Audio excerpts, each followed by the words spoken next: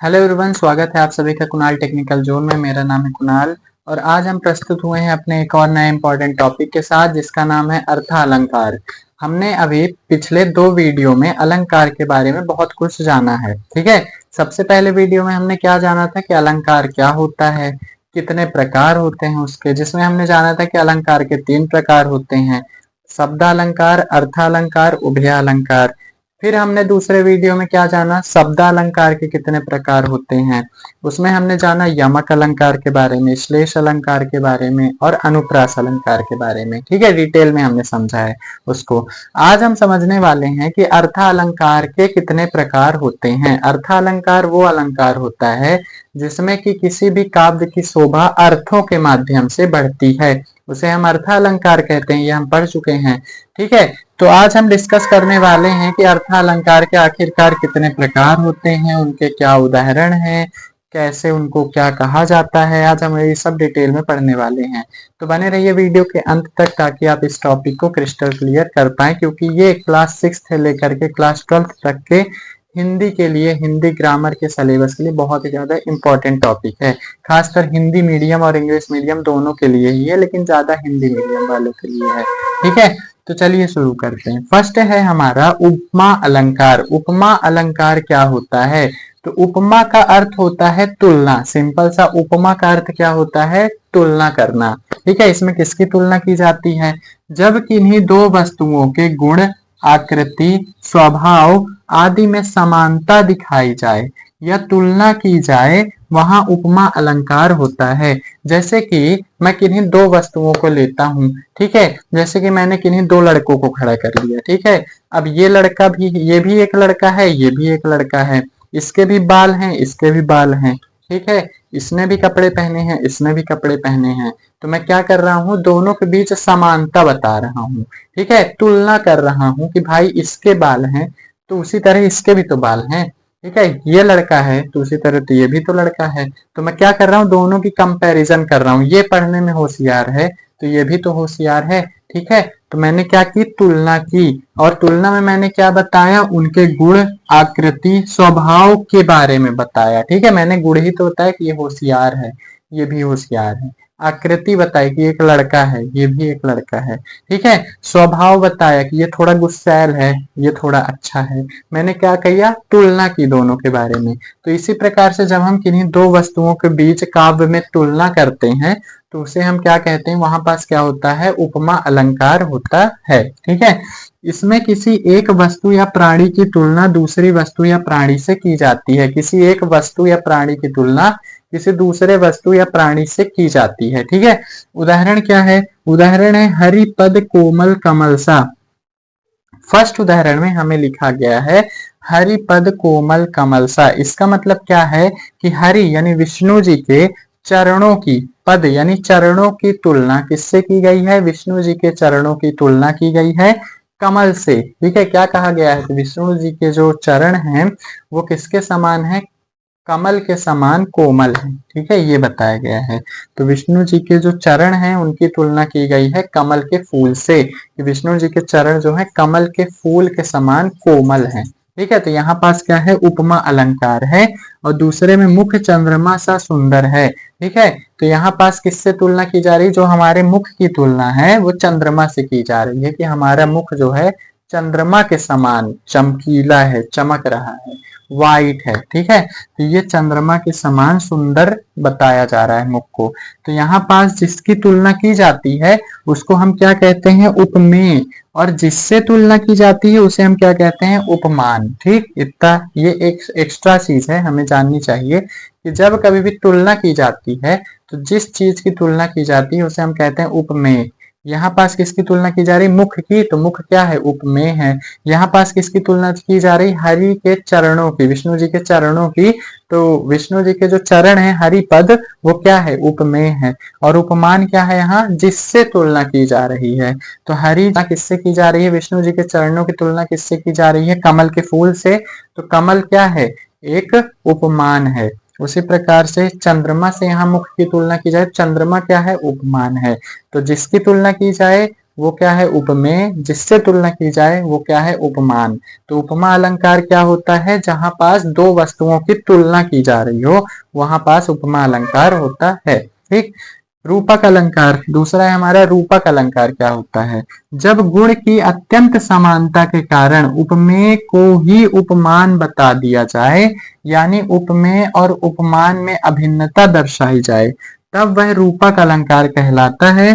पायो जी मैंने राम रतन धन पायो, राम रतन को ही धन बता दिया गया। यहाँ पास क्या बोला गया है कि जिसकी तुलना हम कर रहे हैं ना, और जिससे तुलना कर रहे हैं, दोनों सिमिलर ही हैं। ठीक है, सेम टू सेम है, कोई अंतर नहीं है उन दोनों में, तो दोनों को ही एक बता दिया गया है। ठीक है, जैसे कि उदाहरण के माध्यम से हम समझें, पायो जी मैंने राम रतन धन पायो, यहाँ पास राम जी की तुलना धन से की गई है और बोला गया है कि राम जी जो हैं एकदम धन के जैसे हैं। ठीक है, कोई एक महत्वपूर्ण धन है तो राम जी को ही धन बता दिया गया है।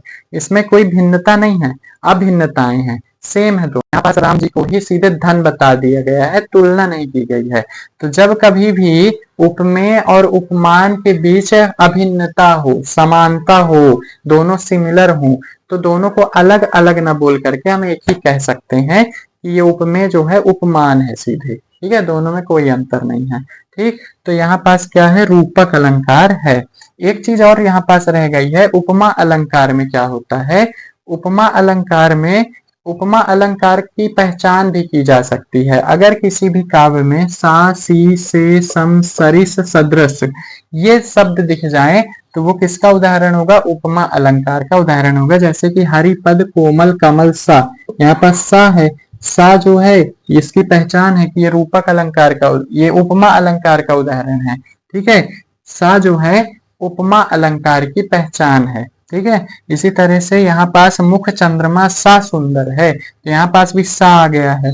सा किसकी पहचान है, उपमा अलंकार की। तो हम उपमा अलंकार को, अगर ये शब्द दिख जाए किसी भी काव्य में तो उपमा अलंकार है वहां पास। ठीक है, कोई भी नहीं, कुछ भी नहीं करना है, सीधे सीधे हमें शब्द देखने हैं। ठीक, इसी तरह से रूपक अलंकार के बारे में हम पढ़ चुके हैं। राम रतन धन को ही धन बता दिया गया है। यहाँ पास उपमेय राम रतन है, उपमान धन है, दोनों ही सेम है, इसलिए दोनों को ही, उपमेय को ही उपमान बता दिया गया है। ठीक है, कोई अभिन्नता नहीं है, दोनों सेम है। ठीक है, इसलिए यहाँ पास तुलना नहीं की गई है, उपमेय को उपमान बता दिया गया, राम जी को ही धन बता दिया गया है। ठीक है, तुलना नहीं की जा रही है यहाँ पास। तो ये होता है रूपक अलंकार। अब हम देखते हैं अपने नेक्स्ट अलंकारों के बारे में कि और क्या टाइप्स हैं अर्थालंकार के। तो अब हम पढ़ने वाले हैं उत्प्रेक्षा अलंकार को। हमारा तीसरा टाइप है उत्प्रेक्षा अलंकार। क्या होता है ये उत्प्रेक्षा अलंकार, क्या कहता है, उत्प्रेक्षा अलंकार जब समानता होने के कारण उपमेय में उपमान के होने की कल्पना की, उसी में होने की कल्पना की जाए। ऐसा मान लिया जाए कि जिसकी तुलना की जा रही है वो जिससे की जा रही है उसी में समा गया है, ऐसी कल्पना की जाए, या फिर समा जाने की संभावना हो, वहां पास उत्प्रेक्षा अलंकार होता है। उदाहरण के माध्यम समझेंगे, कृष्ण मानो नील पर्वत, कृष्ण को ही नील पर्वत कह दिया गया है कि कृष्ण जो हैं ऐसे दिख रहे हैं जैसे नीला पर्वत हो कोई। ठीक है, ले चला साथ में तुझे कनक जो भिक्षुक लेकर स्वर्ण चला। यहाँ पास कवि कहते हैं कि कनक यानी क्या होता है, धतूरा, कि वो जो कवि हैं, कवि ये कहते हैं कि मैं धतूरे को इस तरह ले जा रहा हूं जैसे कि एक भिक्षुक जो होता है, भिखारी, सोना जब पा जाता है तब भागता है, वैसे मैं धतूरे को लेकर के भाग रहा हूं। ठीक है, और फिर नेत्र मानो कमल है, नेत्र को कमल माना जा रहा है। ठीक है, एकदम से जिसके जो उपमेय है, नेत्र हमारा उपमेय है जिसकी तुलना की जा रही है, कमल से तुलना की जा रही है, तो ऐसा मान लिया गया है कि नेत्र ही कमल है, नेत्र मानो कमल है। तो इसको पहचानने की एक ट्रिक भी है, अगर आपको ऐसे नहीं समझ में आया तो एक ट्रिक फॉलो कर सकते हैं। मनु जनु जनहु जानो मानहु मानो ज्यों आदि, ये शब्द अगर दिख जाए किसी भी काव्य में, जैसे कि ये वाले काव्य में मानो है, इस पंक्ति में ज्यों है, इस पंक्ति में मानो है, ये सब क्या है, इसकी पहचान है कि अगर ये शब्द कहीं पास दिख जाए तो वहां पास कौन सा अलंकार होगा, उत्प्रेक्षा अलंकार होगा। ठीक, अतिशयोक्ति अलंकार, ये तो बहुत सिंपल है, जब किसी वस्तु, व्यक्ति आदि का वर्णन बहुत बढ़ा चढ़ा कर किया जाए, किसी भी व्यक्ति के बारे में ये बात कह दी जाए जो पॉसिबल ही नहीं है, वहां पास कौन सा अलंकार होता है? अतिशयोक्ति अलंकार होता है। जब बढ़ा चढ़ा करके बात कही जाए, इम्पॉसिबल बातें कर दी जाए, ठीक है, नामुमकिन बातें कर दी जाए, वहां पास कौन सा अलंकार होता है? अतिशयोक्ति अलंकार होता है। जैसे कि आगे नदियां पड़ी अपार, घोड़ा कैसे उतरे पार, राणा ने सोचा इस पार, तब तक चेतक था उस पार। ठीक है, मतलब कि जो महाराणा प्रताप हैं, महाराणा प्रताप एक बार युद्ध लड़ रहे थे, उनके सामने एक बड़ी नदी आ गई। अब घोड़ा जो है नदी थोड़ी पार कर सकता है, लेकिन यहाँ पास क्या कहा गया है कि जैसे ही राणा ने सोचा कि कैसे पार किया जाए, उतने समय में घोड़ा जो था नदी पार कर चुका था। ये पॉसिबल है क्या? नहीं पॉसिबल है। तो यहाँ पास क्या किया गया है? बढ़ा चढ़ा करके बात की गई है, इसलिए यहाँ पास क्या है? अतिशयोक्ति अलंकार है। ठीक है, अब हम बात करते हैं अपने आखिरी अलंकार की, मानवीकरण अलंकार क्या हो। वो जैसे पेड़ पौधे बादल आदि में मानवीय भावनाओं का वर्णन हो, यानी निर्जीव चीजों को सजीव दर्शाया जाए, वहां मानवीकरण अलंकार होता है। मानवीकरण अलंकार का मतलब क्या है? मानव।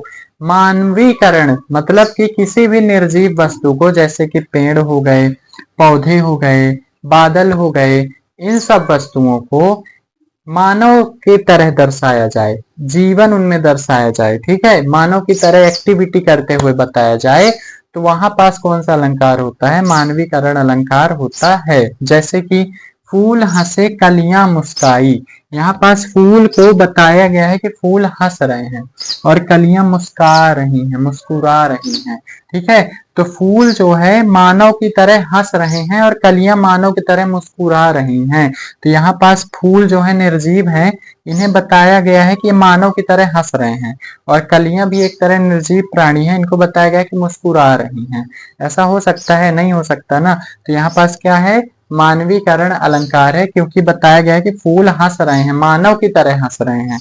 मानव मानवीकरण बताया गया है यहाँ पास। ठीक है, मेघ आए बड़े बन ठन के सवर के, मेघों को कहा गया है, मेघ यानी बादल, बादल जो हैं बड़े बन ठन के सवर के आए हैं। जैसे हम लोग बन ठन के सवर के जाते हैं कहीं, तो हमारी तरह बादलों को कहा गया है कि बादल भी बन ठन कर सवर कर आए हैं। तो ऐसा तो पॉसिबल है ही नहीं। यहाँ पास बादलों को मानव के से कंपेयर किया जा रहा है, तो यहाँ पास क्या होगा? मानवीकरण अलंकार। ठीक है, तो ये थे हमारे अर्थालंकार के प्रकार, जिसमें हमने 5 अर्थालंकार के बारे में पढ़ा। अर्थालंकार के तो कई सारे प्रकार हैं, ठीक है, लेकिन हम उतने सारे को नहीं पढ़ेंगे। जो जो हमारे पेपर में एग्जाम के लिए इंपॉर्टेंट है, हमने उन्हें डिस्कस कर लिया है। आप इन्हीं को अच्छे से रेडी कर लीजिए, आपका इतने में काम हो जाएगा। तो आई होप आपको ये वीडियो पसंद आया होगा। अगर आपको वीडियो पसंद आया तो इस वीडियो को लाइक करिए, कमेंट करिए और हमारे चैनल को सब्सक्राइब भी करिए।